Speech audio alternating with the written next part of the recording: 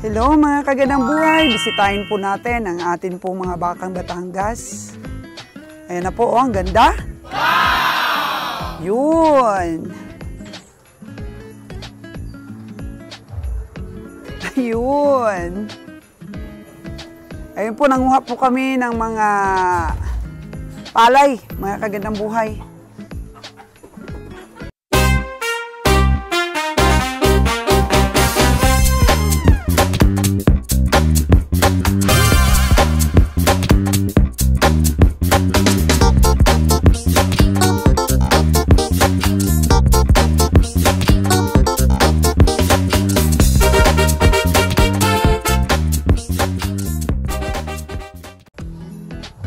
Hello mga kagandang buhay, good afternoon.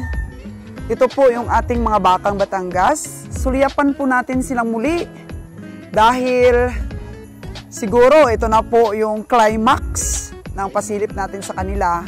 Kukunin na sila ni Kabieng Roger para po i-deliver sa mga may order. Pero yung iba dito, wala pa pong may-ari, kaya suliyapan natin silang muli. At baka po may makursunadahan kayo at pwede naming ibigay sa inyo kahit dito man kayo sa Iloilo, Capiz, or Negros, mga kagandang buhay. So, ayun yung mga pakain natin sa kanila. Ang sarap ng kain. Uhot po ito ng palay. Yun, magaling silang kumain yan. Hindi po kayo mahirapan sa pakain. May alternatibo po kaming pakain. At sanay na sanay po silang kainin ito. Uhot po ng palay. Kahit sa Batangas, gumagamit din po silang pakain. Uhot ng palay po. Suliyapan natin sila. Grabe. Ang sipag ni Manager Bio, oh. Tsaka ni, ni Jojo, ang ating pong tagapag-alaga ng ating mga baka. Team Kwakwak, nagbabalik. Oh, diyan. Hakot po sila, oh. Grabe. Wow! Tapos just in case po mga kagandang buhay na maubos ng dala ito sa Negros, ito pong ano na to ron, itong kulungan, gagamitin ito ni Dad para sa kanya mga kataying baka. Oh, meat shop daw dito eh. Ayun, tuloy-tuloy na yung meat shop natin. So ayan, mga lalaki ito eh. Yun oh. Si Bliss yan. Ito si Bliss. Ano ito? Mga kagandang buhay, hindi ito ha. Ano to, native to. Ayan lang oh. Ayun. Ito. Yun. Baby pa ito dumating dito, pero malaki na siya ngayon, Ron. Oh. Malaki. Dahil hapon na, mga kagandang buhay, syempre, ganito na yung mga itsura nila, madungis na. Oh. Ayun. Itong bakang ere. Magkano kaya ang benta ni Kabieng Roger? So kung interesado po kayo, comment lang po or mag-ano kayo, mag-message sa Source G Vlogs, FB page ko, at saka kay Roger Soltida po. Ayun. Ito di ba, Ron? Ano ito? Anak ng ating inahin dati? Oo, anak ko ng inahin. Ito. Yung inahin namin dito, mga kagandang buhay. Ano ito? Lalaki din? Lalaki yan. So for sale din ito, mga kagandang buhay, ha? Maliit pa yung itlog. Oo. For sale din ito. Mga ilan pa lang ang age dito, Ron? 4 months? 4 months. 4 months? Pero napakaganda niya. Ilang, ano na to? Ilang buwan? 4 months, no? 4 months na ito, Jo? Sobra. Ang tagkol. Ito. Ito. 8 daw.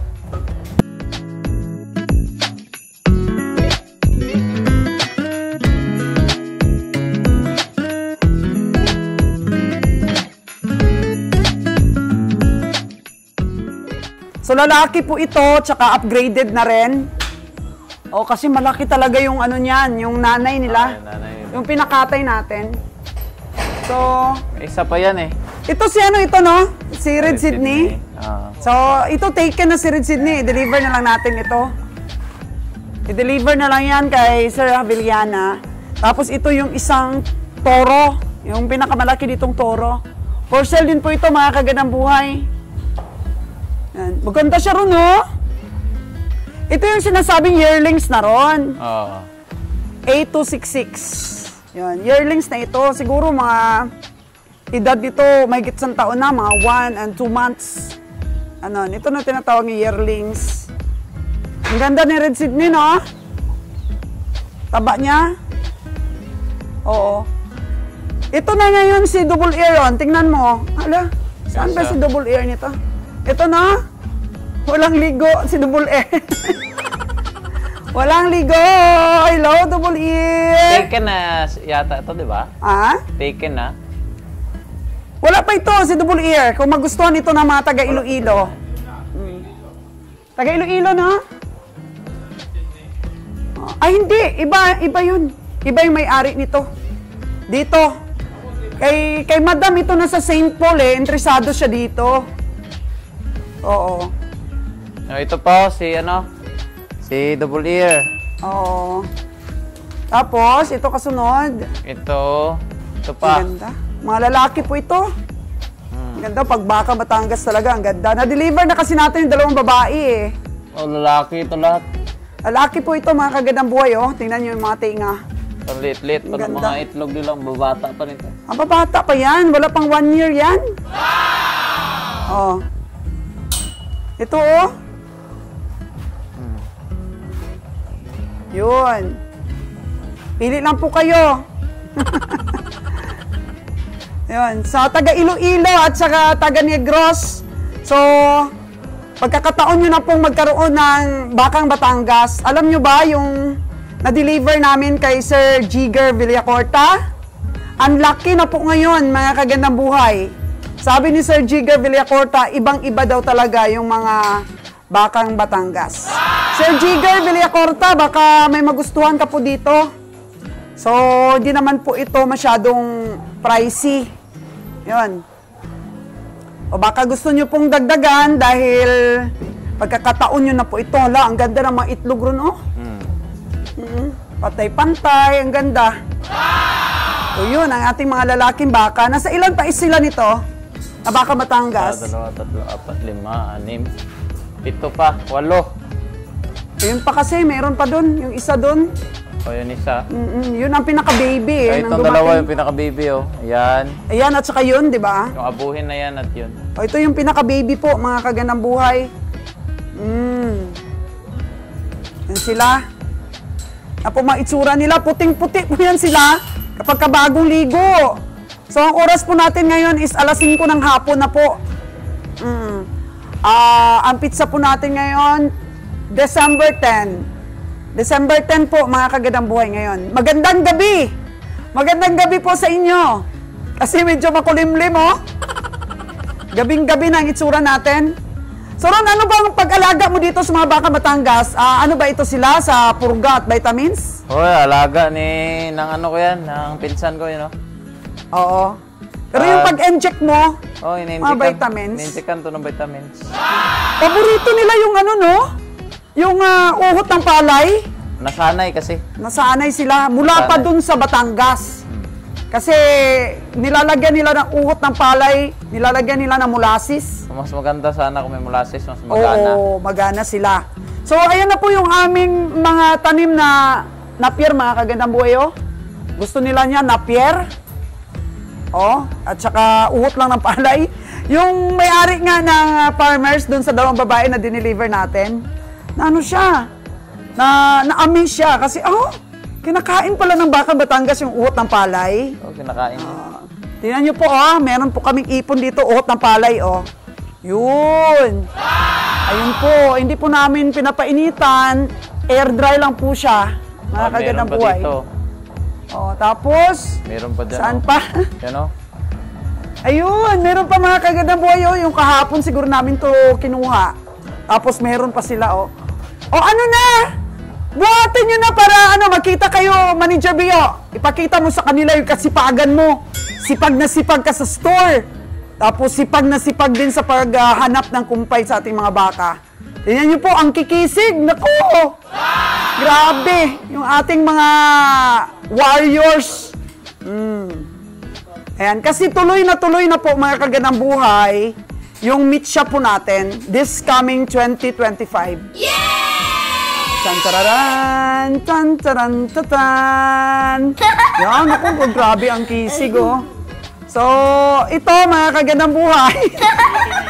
Taken na sila. Pareho. Oh. Yan po, ang gawin ninyo, ha? So, walang kaarti-arti po sa pagkain ang atin pong mga bakang Batangas. Kahit uhot lang po ng palay. Oo, tapos may molasses lang kayo. Wala nga kami molasses ngayon. Wala. Naubusan. Tingnan mo ron ang tenga niya ron, oh. Hawakan mo nga yung tenga niya, Misa, oh. Malaki. Grabe, ang laki.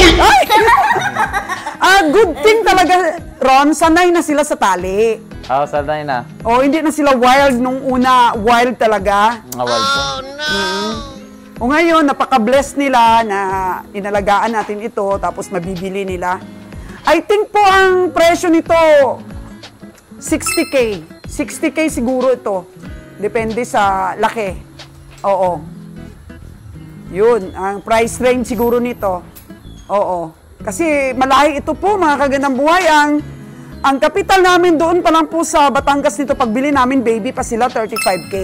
Tapos, nagastos pa po kami sa mga kaukulang papeles. Ano pa yung ginastusan natin dati ron? Mga test. Mga test nila, mga immunization. Tapos, ilang buwan na rin natin silang inalagaan. Tapos dito, inalagaan din natin sila sa kumpay, vitamins, purga. Tapos, sweldo sa tao. Kompleto ito sa purga. 400 a day yung sweldo natin dito kay Jojo. Diba? Oo, namuhunan na rin po kami. Pero kung medyo marami-rami po, ang kunin nyo, halimbawa dalawa, may discount naman po.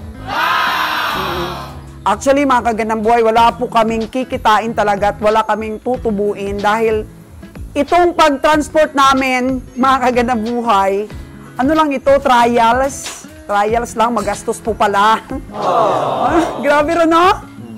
Magastos po pala, kaya para na rin po kayong bumili sa Batangas mismo. At mahirap kasi mga baka kasi doon. Wild. Talagang namuhunan tayo dito para mapaamo sila. So ngayon, maamo na sila, no? Maamo na rin. Siguro sa mga sa nag-aalaga talaga. Sa nag-alaga talaga, maamo talaga siya. Napakaganda, mga kagandang buhay, oh. Tingnan nyo, oh. Iba talaga itsura niya. Yun. So ayun na, almost naman magkasing laki sila, no? Oo. Si Double Air lang medyo malaki-laki. Malaki talaga yun. Ito, tapos may dalawang pinaka-baby. Ito, malaki na to, yun. Oo. Hello, tingnan niyo po mga kagandang buhay, oh. Yan. Oh. Kisig, lalo na po kung mapuputi sila. Oo. Siyempre, dapat umaga kakaligo. Saka ako nag-video, eh. Ito, may tatak siya ron, oh. Ito, isa. Medyo pareho rin ang ano niya. Pareho rin ang laki niya. Oo, lalaki may yan. tatak talaga siya. Puro lalaki naman talaga. Yung ano natin, yung mga baka dito, parang may pagka-Indo, no? Indo-Brahman. Yun. May pagka-Indo-Brahman po, mga kagandang buhay. So, yun. Ito pa yung medyo baby pa, oh. Yan. Ganda yan, gawing materialis. Ay, ganda. Oo. Gwapo. Pero ito talaga pinakagwapo. Ito, maganda to, gawing materialis. Oh. Maganda talaga pang materialis. Ang sipag. Hindi ba matsura? Ito yun pa sa, yun, pwede yun. Matsura? Hindi, pwede yun. Pwede rin materialis yan. Hindi pa taken yun, stas. Yan. Pwede yan. Grabe, Jason ba? Hindi makita, oh. Hindi makita sa loob ng sasakyan si Jason. Nahiya, Jason, wave ka muna dito para makita kanila. Ay, nahiya. Nahiya siya. Oh, tingnan mo. Malahi yan, tingnan mo po. Ano yan, Brahman. Brahman, Indo-Brahman yun. Bumang Brahman. So yan si Double Ear, oh, Ron. Picture natin. Sige. Yan, oh. Tingnan mo, Double Ear. Sinyalan.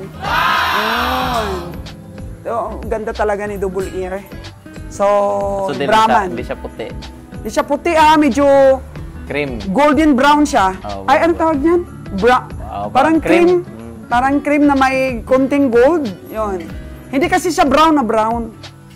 Itong nagustuhan ko. Laki yan. Medyo malaki ito. Compared sa iba. Parang magkasing laki sila ni Double Ear. Hindi, mas malaki si Double Ear. Mas mataas to. Mas mataas to. Nakuha na kasi sila ng mga babae. Oo. Malalaki lang po ito pong materialis. Kung meron po kayo diyang baka na native or nalahian na rin ng konti, kunin nyo na to. Kunin nyo na, pili lang kayo, screenshot lang ninyo.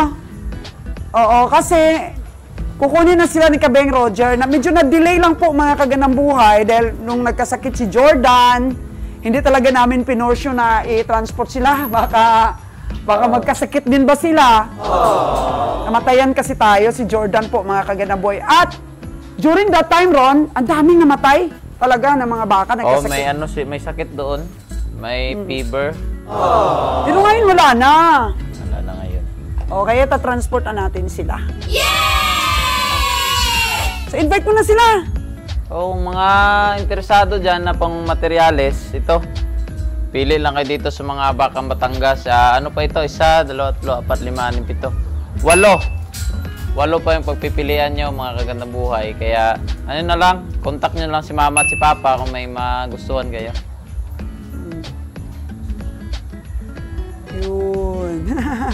So, yun lang. Yun lang siguro ang update natin sa ating mga Bakang Batangas.